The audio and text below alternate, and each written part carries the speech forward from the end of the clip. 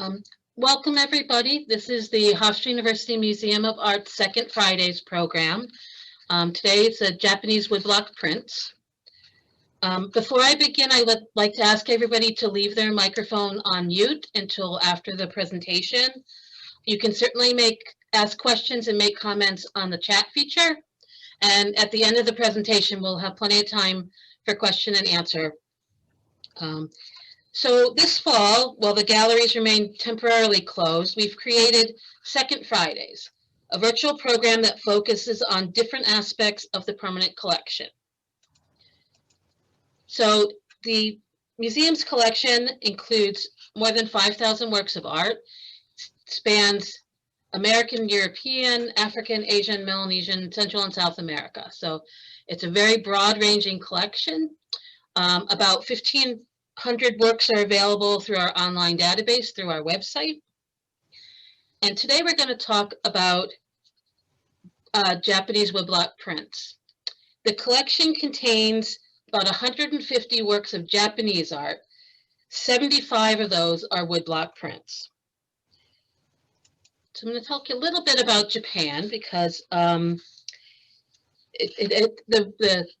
give you a little context for the time when these prints were made. So from the end of the 16th century until the mid-19th century, Japan was unified by a strongly controlled feudal system with a self-imposed policy of isolation. This was the time of what we think of the shoguns and the samurai. Okay, so it's a very structured society. And during the Edo period, now Edo is the former name of the city of Tokyo also, so it relates to that. So when I say Edo as a place, it's referring to Tokyo. But during this time period, the late 17th to the late 19th century, there was a big urban culture developed with merchants and craftsmen and entertainers that shaped the cultural and artistic tastes of the country. Lots of new forms of entertainment, such as kabuki theater, were going on, and it became a more urban lifestyle versus agricultural lifestyle. There also was an increase in the middle class of people. So that had, and one of the things that the people who were able to do so, there was a boost in what we would consider tourism nowadays, traveling on pilgrimage to shrines and temples and seeing famous sites. So there's a lot of movement of people within the country, mostly by foot. So when the severe restrictions on international trade and travel were lifted in 1853, Western markets became interested in Japanese ceramics and woodblock prints especially. And there was an expansion of trade with Japan, with Europe and America. And a lot of the artists, Western artists, were interested in what were then considered exotic or primitive cultures, world cultures. And that was something that was an influence on, influence on a lot of Western work. So Japanese woodblock prints are ukiyo-e, which are pictures of the floating world. They grew to the height of their popularity during the Edo period, which is from 1615 to 1868. They typically depicted scenes of everyday life, including popular recreation and entertainment, such as theater. Oftentimes it was of actors seen in character, costumed and on stage. It was courtesans at their leisure, and images of what we call bijin, beautiful women. Also, they developed to conclude landscapes. As the tourism and the travel within the country developed, so did the demand for images of the landscapes and the sites, and I'll talk a little bit about that in greater detail in a moment. These prints were relatively inexpensive. They were meant to be for the common people. They were not, they were meant to be given to the middle class for purchase. They were not high art. They were considered much more everyday. So the other thing one of the things to know about these prints is that Japanese woodblock printmaking is a very much a collaborative process. There are 4 experts involved with making the print. The artist who designed the image, which was then transferred to the woodblock.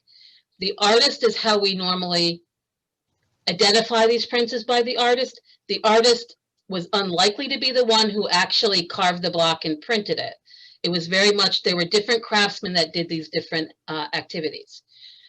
So after the artist designed the image, the engraver was the one who carved the design into the block. And I'm going to show you go a little more detail about that, but each color in a woodblock print has a different block, and we'll see that shortly. And the printer is the one who actually printed the blocks. And each one of these was an expert in their own way. And we'll see I have a little video of a printer working, and I'll explain a little bit more. The publisher was the one who basically conceived of the idea of what the themes were going to be and hired the artist, the engraver, the printer. And then the publisher was the one who also distributed it, because this was a commercial business. This was a venture to make money. So that's kind of the way the people involved in the process. So I'm going to show you now a video. This is a contemporary, this is from 2010. This is a Tokyo printer, Matsuzaki, who is printing from historical blocks. So these are the blocks from the 18th century that he's reprinting, so you can see what he's doing. A couple things to note. Japanese woodblock prints are relief prints, which means that the top surface of the print is what's inked and kept, and that's where the image comes from. What's carved out is blank. So you can see here, when he's putting the ink on, he's putting it on the raised surface, and that top flat surface is what's being printed. Okay. The other thing, as I mentioned, these are hand pulled versus a printing press. Most prints from after the kind of from the Industrial Revolution on are mostly machine pressed. Japanese woodblock prints were hand pulled, so that each one was done the way the printer is doing it here. Okay. And as I mentioned, each color has a different woodblock plate. You can see it here. He just printed, the first one was black, that second one was red. So each color has a different plate that gets inked. The other thing we're going to talk about is registration, which means lining up the paper on the plate every time so that the color goes in the right place. And you'll notice the way he's putting that paper on his block, he's lining it up with some little pegs in the side so that the color is going, so that the paper is lining up properly. So each time you do another color, it's coming into the right place for the final image. I think watching him do this, you can see how much of a craft this actually is. That he really has to be knowledgeable about how much of that ink, and it's a very thin layer of color. It's not a heavy, if you've ever done any printmaking, like screen printing or something here, it's a very thick, goopy printing ink. This is a very fine layer of color that he's applying. And this block is for the background, and you'll see that's the cutout there is for where the figure is on the paper. So that's not going to print. So when he puts that on, he's going to apply that color is going to go to the background. So you'll see him in a minute. He's going to line it up. You'll watch him line it up along the edge. And he's got some little guides there that he's hooking it into so that it realigns each time.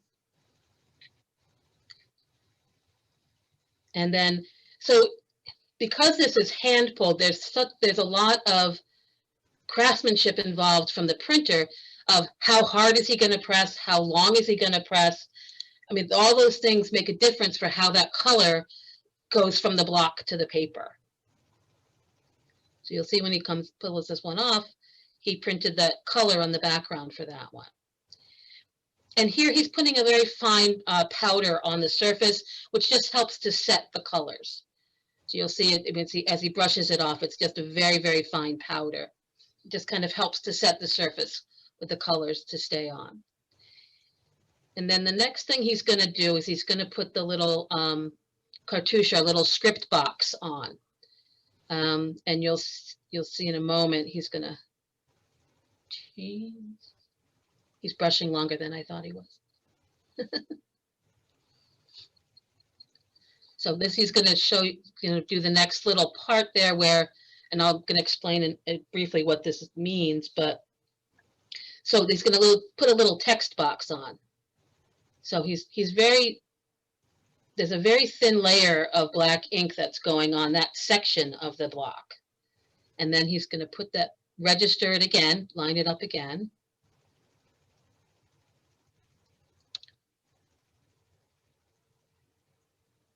And just press down on that one spot where he's got the text that's going to come up. So then you can see, it's going to show you in a minute where the text comes out on the paper. All right. So that's a little bit about the process. So it's a very detailed process. And just as a note about what the text means on these prints, I don't read Japanese, so I don't read this myself. There are reference materials in books that show you what the artist's signatures look like, so you can identify them. So there's a lot of research involved in this. So, and this is this particular print.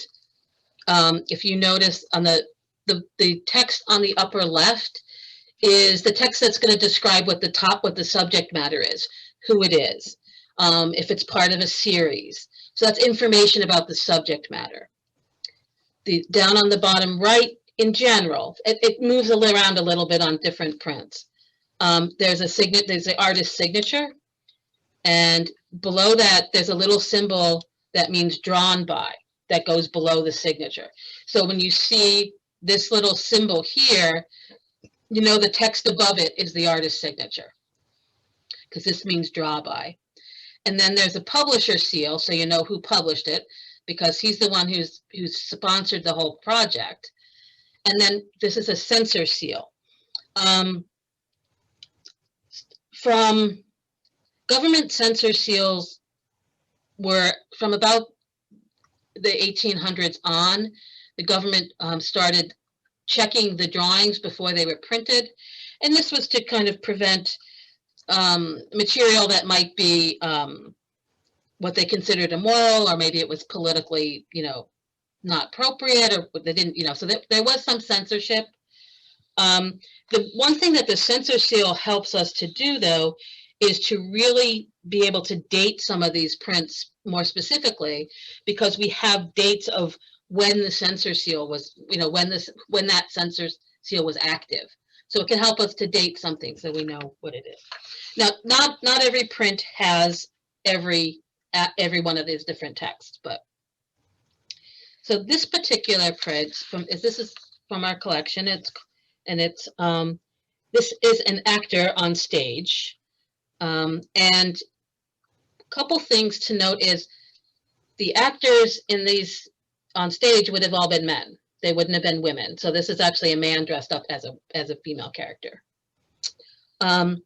Couple things to note about the compositions of Japanese woodblock prints. As we look at some of these, you'll notice that sometimes they're asymmetrical in design. Sometimes they're cropped at a funny angle or a strange angle, and things are chopped off and left off the image. A number of them are more of an aerial perspective. So this is some of these things are very different than what was going on in Western art at the time. So these are some things that were very different. There's oftentimes a simplification of form.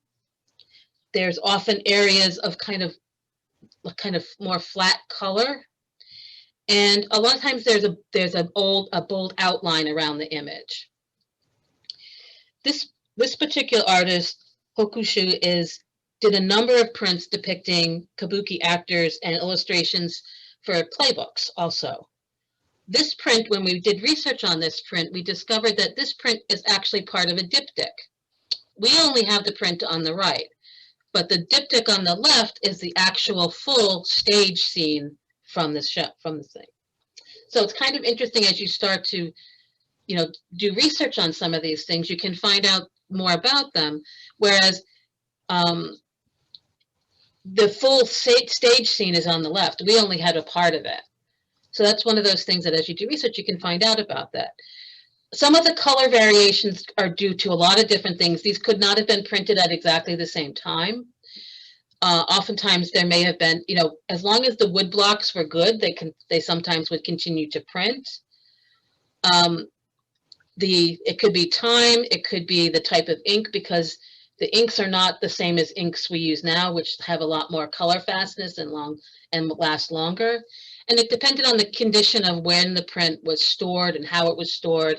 Did it, you know, was it in light? Was it, you know, how it was cared for?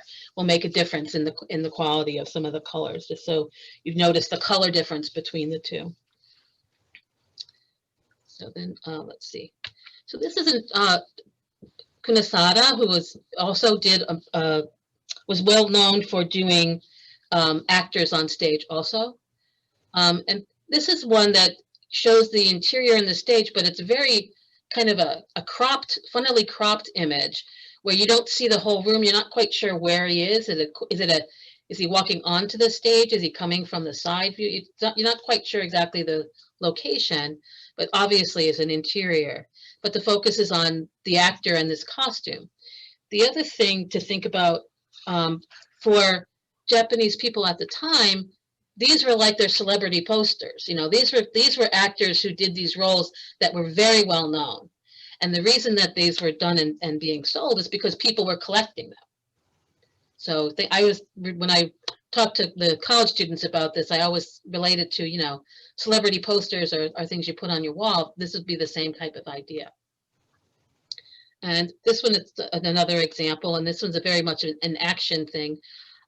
I do think that this one is also probably part of another diptych. I haven't found that out yet, but because of the way they're obviously responding to something on their left, on my left, excuse me. So I do think that that's probably likely that there's another image there that they're reacting with, but don't know that. So the kabuki actors was one of the main subject matters that Japanese prints had. Another one, and I mentioned this, is landscapes. And I mentioned the idea of the people were traveling across Japan. And this is a print by Hokusai, who was one of the most influential woodblock artists. And he moved away from doing courtesans and actors to do landscapes and images of daily life. And this was he was like the first one that really became known for this. This is a print under the Manin Bridge that is part of a series called 36 Views of Mount Fuji.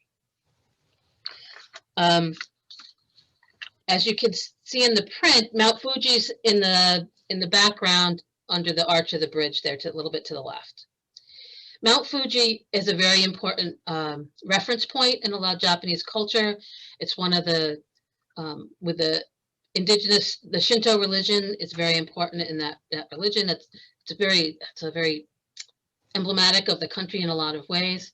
So the idea that you're doing views of Mount Fuji would have been a very popular subject, would have been something that was. And I think that this unfortunately is not in our collection, but this is probably the most famous Japanese print that everybody knows. And this is also from that same series, 36 Views of Mount Fuji. And as you can see, you know, we all get enticed by the wave, but this little cap back here, that's Mount Fuji. So this is part of that same series. And he depicted Mount Fuji in various seasons and weather conditions from various locations and from various distances. We have 4 of these prints in our collection. This is another one. And this is the Mitsu shop, which is a kimono shop in Edo, which is current day Tokyo. So this is it's really a print about the everyday life. It's about what's going on in the city, but it's part of the series of views of Mount Fuji because Mount Fuji is there present in the background. So that's one of the kind of the interesting things about that. And there's another big landscape printmaker is Hiroshige, and he did a wide range of subjects, but very popular with landscape prints. So this is one from a series of 53 stations of the I'm going to say it wrong, Takadayo, which is the road between the shogun capital Edo, current day Tokyo, and the imperial capital Kyoto. And people made journeys between the two frequently. There were a couple different routes that people took. And the 53 stations were like 53, what we kind of maybe consider like rest stops along the way. They were places for people, because most people were probably walking. There were stops along the way.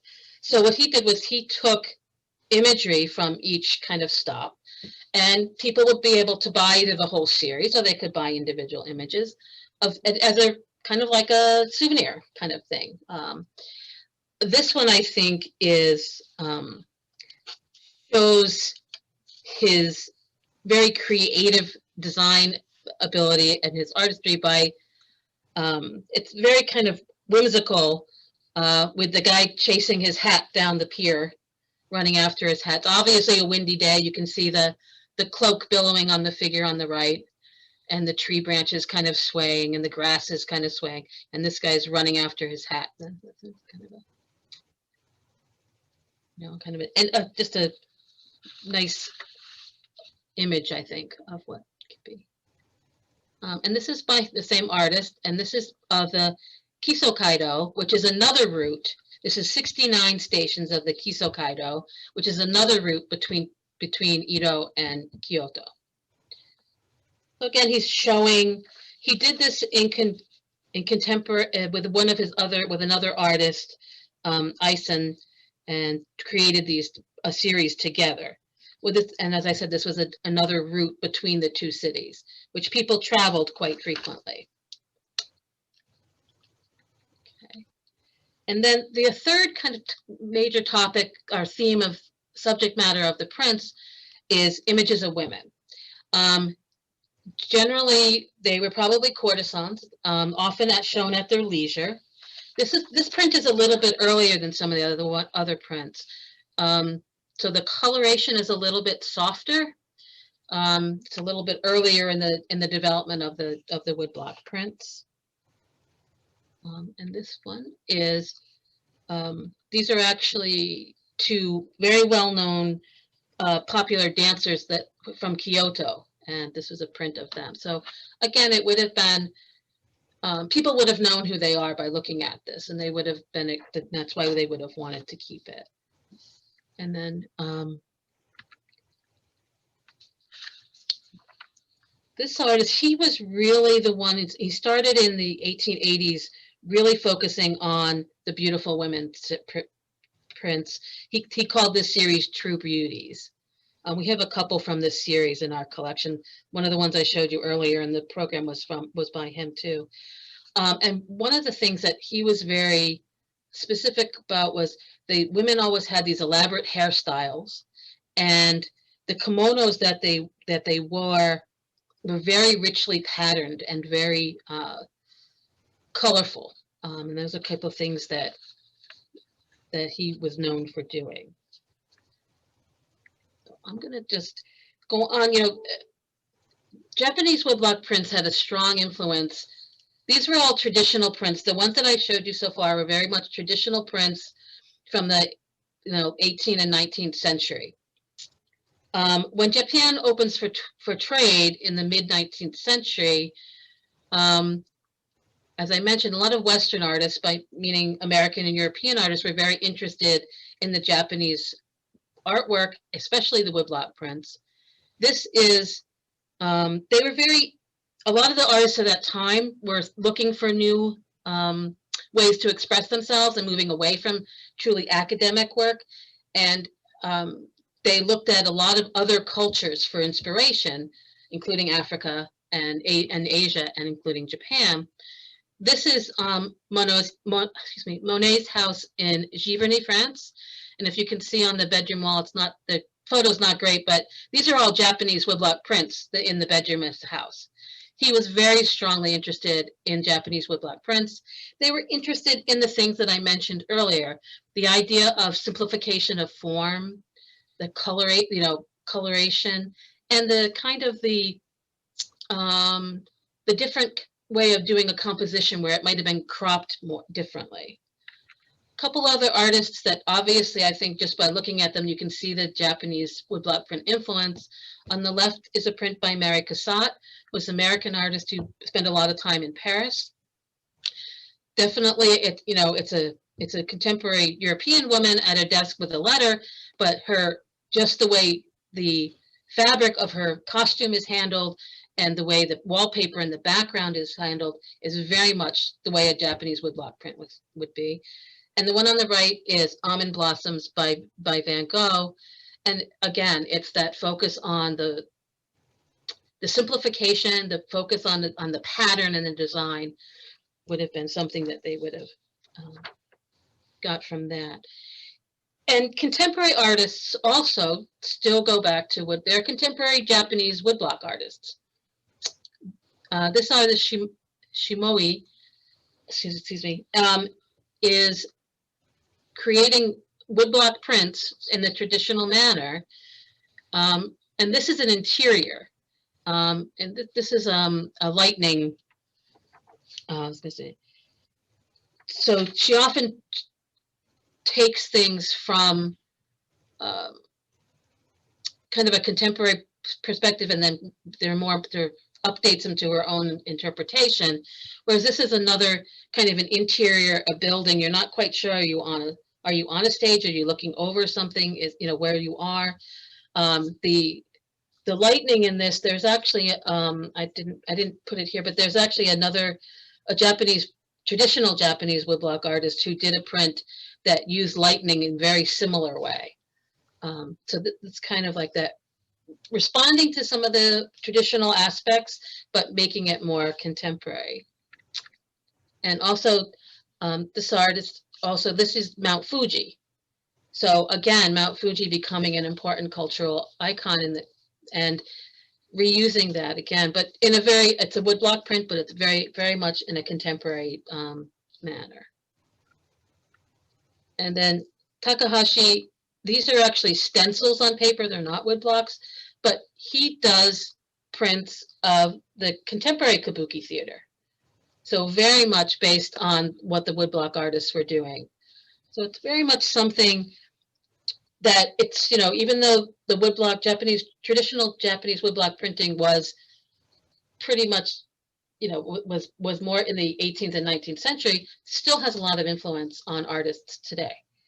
And I'm now going to introduce Deb Willett from the University's Special Collections in the Axon Library. And I'm going to stop sharing my screen. Okay. And Deb is going to share her screen. Here we go. And when she gets her screen up, she's going to talk a little bit about Japanese and popular culture and the influence of the prints on popular culture. You ready? There you go. Okay. And let's see. Slideshow. So I'm Deb Willett, and I'm from the Special Collections Department of Axon Library. And we're actually 3 areas with one person, me. We have rare books and manuscripts, University Archives, and Long Island Studies. And Long Island Studies actually is the emphasis on Nassau County after it split from Queens County. So this afternoon, I'm going to continue what Karen discussed. And what we're going to talk about is popular culture. And I'm going to show a couple of items from our popular culture collection. And the collection actually has graphic novels, science fiction. And the topic of today is the product of the Japanese culture, which is manga. And manga actually has its basis in 12th century, they think, Japan.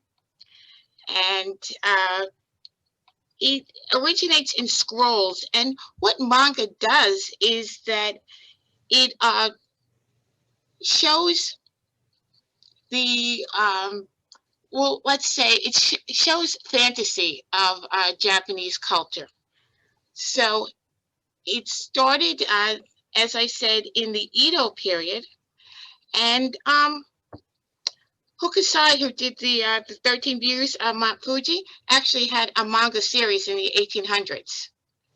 And he is really the first person who started talking about manga and drawing about manga, although what he drew was different from what I'm going to show you, a lot different. The person who currently now is considered the founder of contemporary manga is an artist by the name of Tezuka, and he drew something that I think most of us would remember, Astro Boy. Then if you go on into the 1900s, 1990s, manga took off with millennials, specifically boys. It really became a huge genre. And Stan Lee, who just recently passed away, who did the Avengers, who did Black Panther, and I think the X-Men, he actually had his own manga series called Ultimo. Manga just is now worldwide. So I think this is the one that most people might recognize, Dragon Ball. It started in the 1984, and it was created by an artist, and the main character is a young man by the name of Goku. Goku is not quite good, he's not quite bad, and he just goes through life with a series of things happening to him, and he kind of fights for what he thinks might be correct or maybe not. And Dragon Ball actually has developed into a $27 billion industry worldwide. It went from, as I said, 1984 to 1995, and we started with Dragon Ball. Then we go to Dragon Ball Z, and you can see in this illustration, he's getting a little dark, as you can see. He's taking on a little different persona. Now, I know that probably nobody here has seen Dragon Ball. It's on Hulu if you want to see it, but what I'm going to do is, let's see, can we get this going? It's just a couple of minutes of Dragon Ball.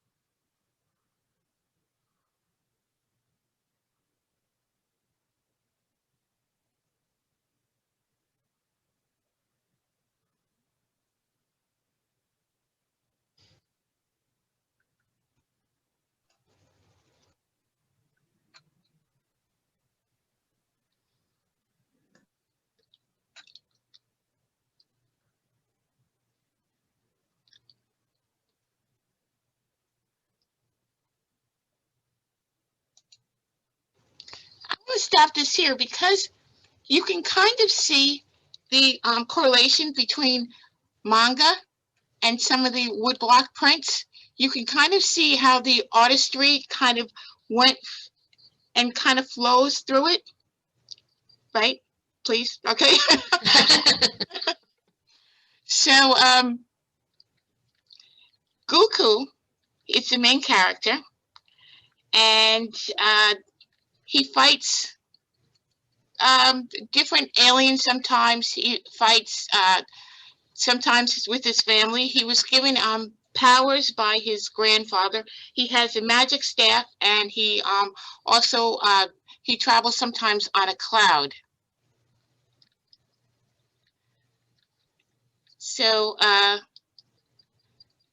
The next part of manga shows that we are going global with this. Now you can see what this says. It says soul to soul. So this is the main character, and he's Korean. This is drawn by a Korean artist. He's in New York, and you can see back here, he's now has people of color. So this shows the progression of manga from Japanese culture, from Asian culture, to being worldwide.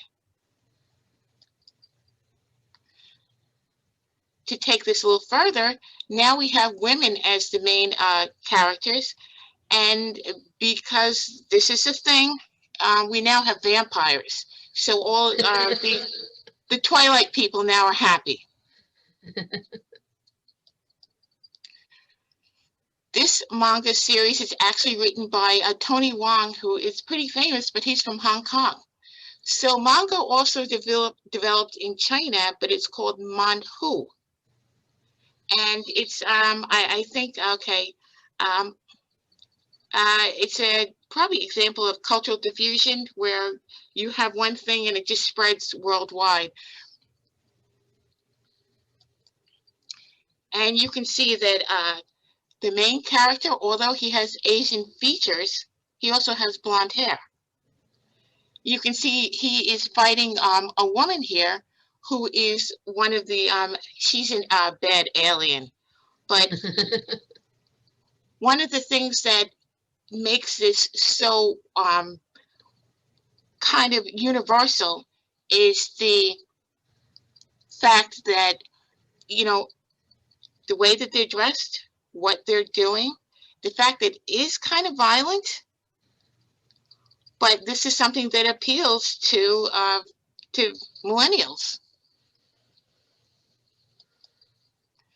Now, this is the last slide, but this is very important.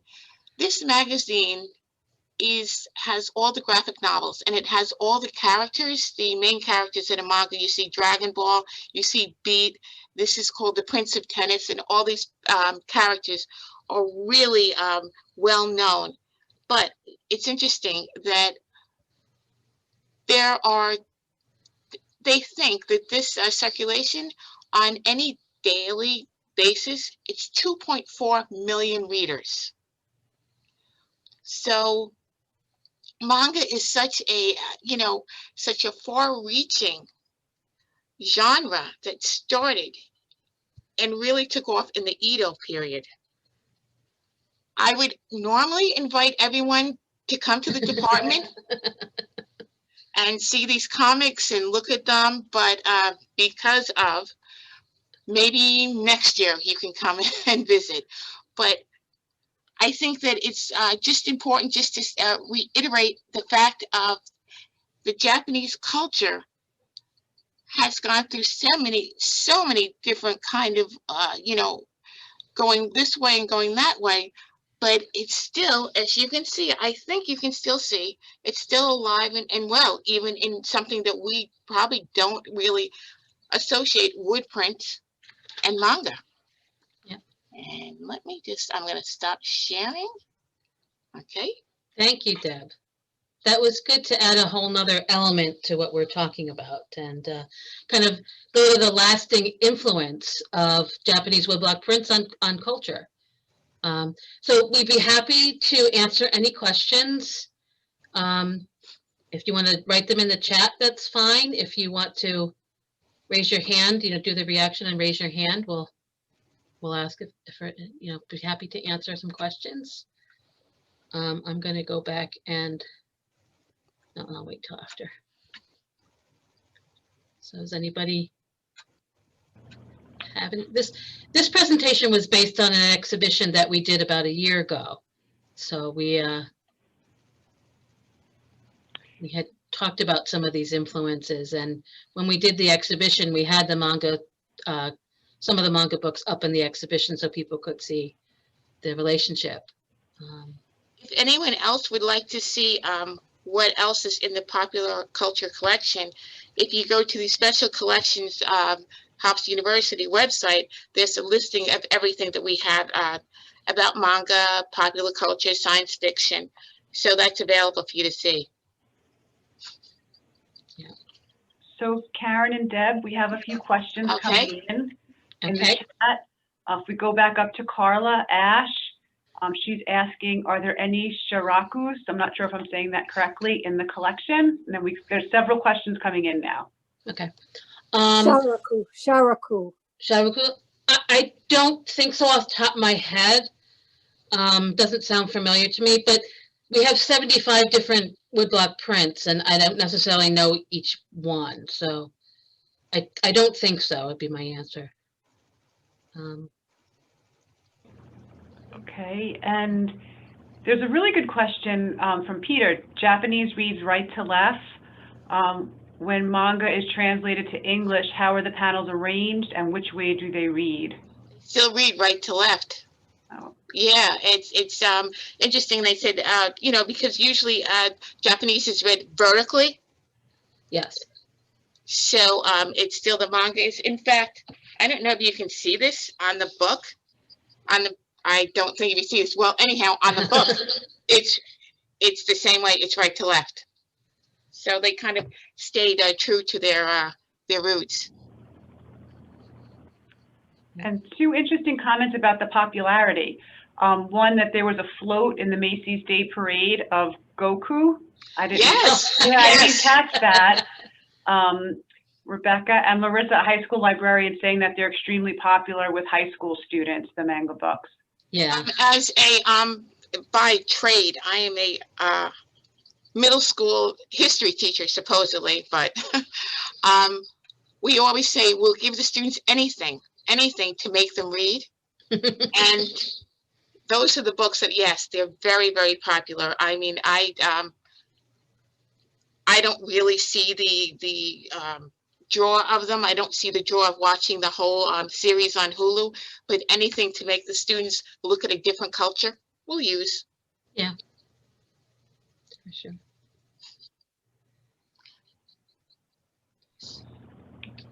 And another question, are there Japanese woodblock print learning classes? Do they mean learning how to make a print? I'm not sure what you mean. So that's from Iris. Iris, do you want to expand on that? Do you mean, you know, an art class or more hands-on maybe? Oh. Yes, more hands-on. No, the university doesn't teach printmaking right at the moment, and they wouldn't. And you might be able to. I mean, in the city, there might be some place that would teach specifically the style of woodblock, but it's very labor intensive. I don't know of any place that actually teaches it. But Maureen had her hand up too. You want to unmute yourself, Maureen?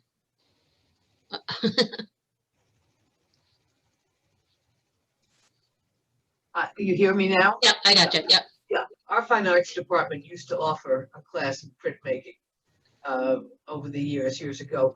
I would say if somebody's interested in learning printmaking, to get in touch with the Japanese Institute in the city. Yes, that would be a good. I would expect that they would offer classes on a regular basis, perhaps not every semester or every year, but they would be able to direct you regularly.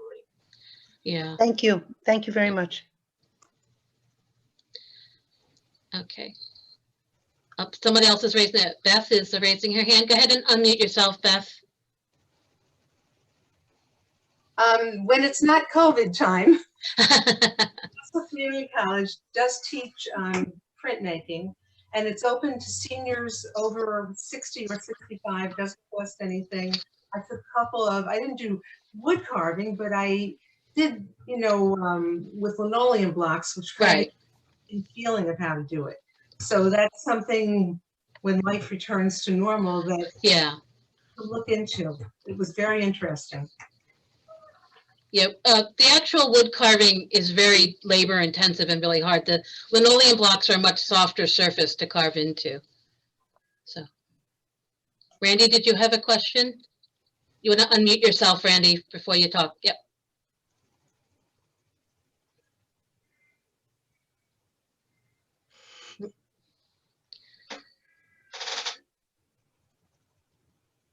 Okay, There you go.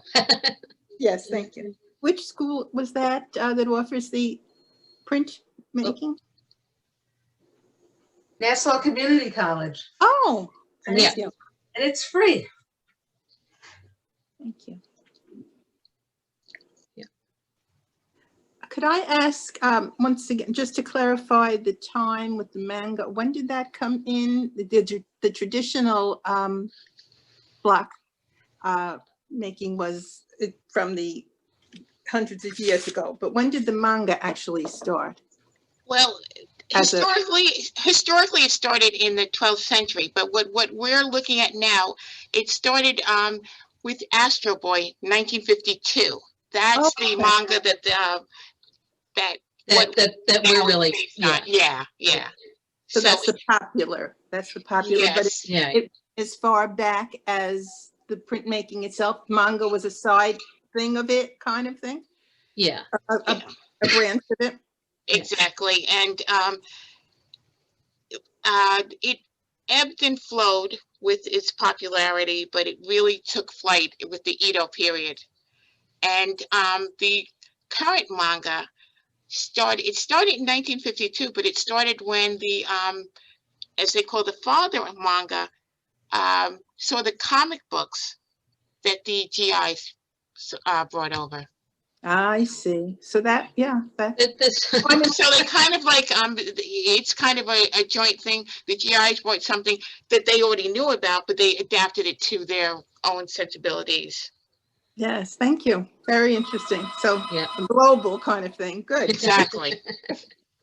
Great. Great.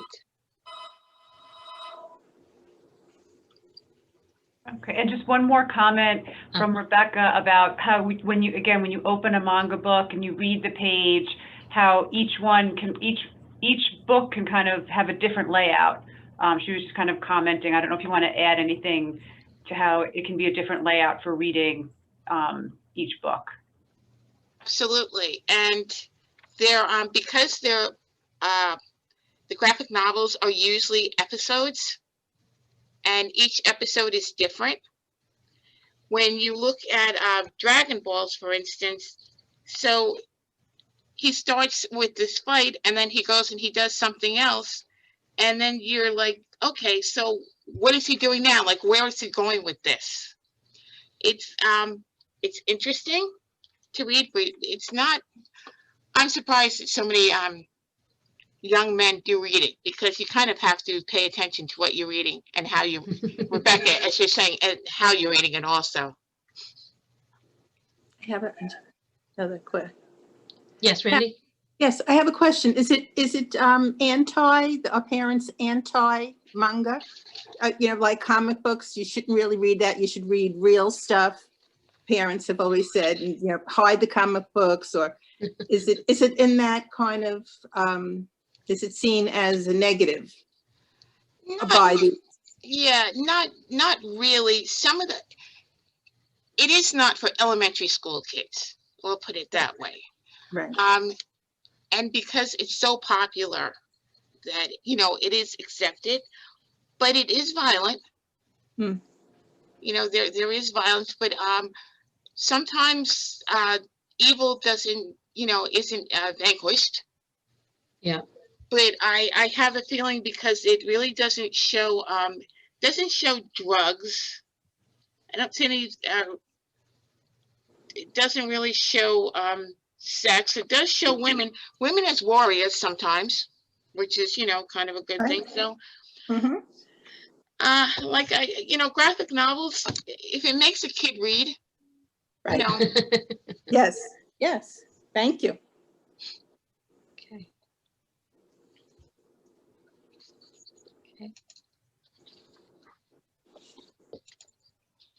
Hi there. Yeah, go ahead. I was just going to say that I had a student years ago who took a comparative mythology class with me and did manga.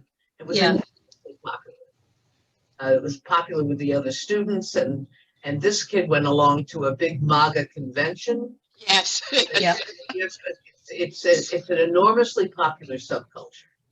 You can find Halloween costumes that are like Goku. And in Comic-Con, there's always somebody dressed as one of the Dragon Ball creators. But, you know, like I said before, anything that will make a student, a young person read Yeah. and be kind of curious about something that goes on beyond Roosevelt Field Mall, it's okay. I couldn't agree more. Yes, very good. So I think that looks like it, Sasha. Yep. Thank you all for joining us today. We're going to continue our second Friday sessions into the spring. Their next session is going to be February 12th, and it's going to be about Romare Bearden as printmaker and storyteller. We don't have the whole list of the spring programs on our website just yet. We're still tweaking a little bit of the wording, but it should be up very shortly. And you can always go to our website to find more information about what's happening. And I also put up the link for special collections. If you wanted to know about how to get in touch with Deb, you can go through the library special collections to get in touch with her. Thank you. Yes, Sasha? And Karen, there was a question early on about pre-recorded, recorded sessions of yeah. past sessions. And I did put the link in the chat. Okay. So if you scroll up in the chat, if anyone's interested, if you missed anything, you can go right to that link and you can listen to any of the previous sessions that we've hosted. Yeah. All of our sessions have been recorded. The ones from spring of 2020 are on our virtual museum page. The ones from this fall are still on our calendar page. But this will be up in the next week or so. We'll put this one up too. So, all right. So, if you have any questions, but that's great. So thank you, everybody. Really appreciate you tuning in and listening to us. Thank you for having me. Thank you. Thank you very much, Deb. Thank you very much. Wonderful. I'm going to take that